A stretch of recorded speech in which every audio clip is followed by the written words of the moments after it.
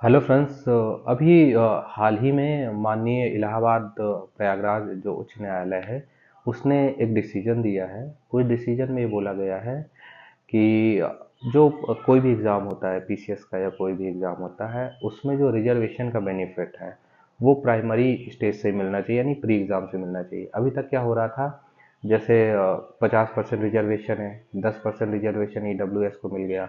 उसके बाद जो 40% सीट है उसमें प्राइमरी यानी जो प्री एग्ज़ाम होता है उसमें कमीशन क्या कर रहा था कि जो अनरिजल्ट कैंडिडेट है केवल वही लोग उसमें जा रहे थे 40% में, यानी हर एक पर्सन अपनी ही कैटेगरी में जा रहा था। अभी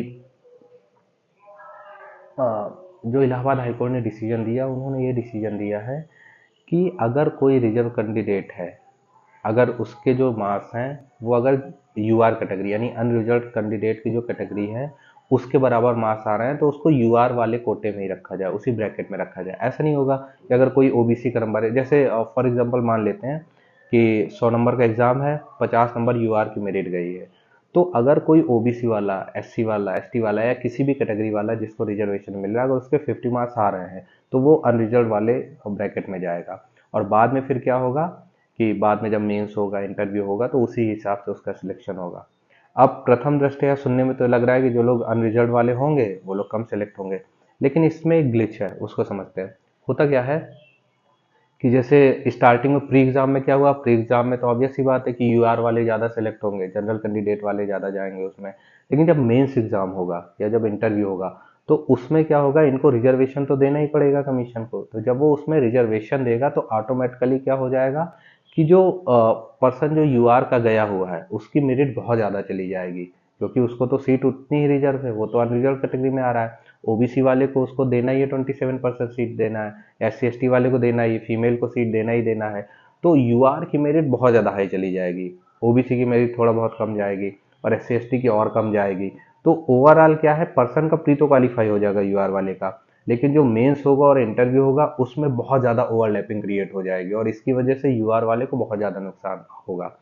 तो इस कंडीशन को ध्यान में रखते हुए माननीय इलाहाबाद हाई कोर्ट ने डिसीजन दिया है कि आपको प्राइमरी कंडीशन से यानी प्री एग्जाम से ही आपको रिजर्वेशन का बेनिफिट देना होगा। और अगर कोई पर्सन ऐसा है जिसके मार्क्स यूआर कैटेगरी के बराबर हैं तो उसको यूआर में क्वालिफाई किया जाएगा प्री कैटेगरी में, प्री एग्जाम में। उसके बाद जब वो मेंस में जाएगा तो आपको फिर ओवरलैप करना है, यानी जो आपके हाँ ओबीसी के मार्क्स हैं उसके हिसाब से हो जाएगा, एससी एसटी के या फ्रीडम फाइटर या जो भी वॉटेवर जिस कैटेगरी में आता है उसके हिसाब से उसकी सीट तय होंगी।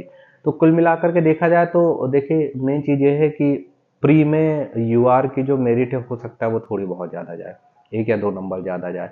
लेकिन मेन चीज़ ये होती है कि पर्सन का प्री तो क्वालिफाई हो गया, लेकिन मेंस में इतनी ज़्यादा ओवरलैपिंग हो गई कि मेंस में मेरिट बहुत ज़्यादा यूआर की चली गई, तो उसका फाइनल सिलेक्शन होगा ही नहीं।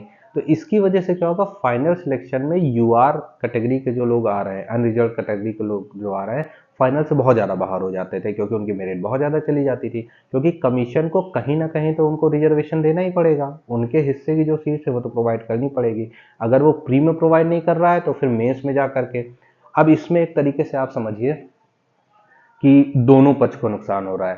पहले तो नुकसान हो रहा है कि आपका जो अनरिजर्व वाला पर्सन है वो फाइनल मेरिट से नहीं आ पाता है, मेन प्रॉब्लम।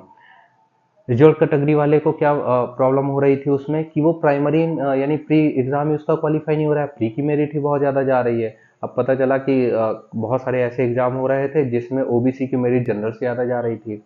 और जो यूपीपीसीएस है, यूपीपीएससी उत्तर प्रदेश लोक सेवा आयोग, उसमें बहुत दिनों से चल रहा था, तो इस उसके खिलाफ एक अभी एग्ज़ाम हुआ था यूपीपीसीएस के थ्रू असिस्टेंट इंजीनियर का। तो इस एग्ज़ाम को बेस मान करके लोगों ने क्या किया, माननीय इलाहाबाद हाई कोर्ट में रिट दायर कर दी और वहाँ की एकल बेंच से डिसीजन आया है कि आपको प्री एग्ज़ाम से रिजर्वेशन देना पड़ेगा और किसी भी कंडीशन में किसी भी रिजर्व कैटेगरी के कैंडिडेट की जो मेरिट होगी वो जनरल से ज़्यादा नहीं जाएगी, यूआर कैटेगरी से ज़्यादा नहीं जाएगी, उससे कम ही रहेगी, कम ही रहेगी या उसके बराबर रहेगी, लेकिन ज़्यादा नहीं जाएगी। तो माननीय हाई कोर्ट ने फिर डिसीजन दिया अपना इसका, और यूपीपीसीएस का जो एई का एग्ज़ाम 28 और 29 सितंबर को होना था उस पर उन्होंने रोक लगा दिया, हेल्ड कर दिया कि इस पर अभी नहीं होगा, आप फिर से रिजल्ट रिवाइज करिए।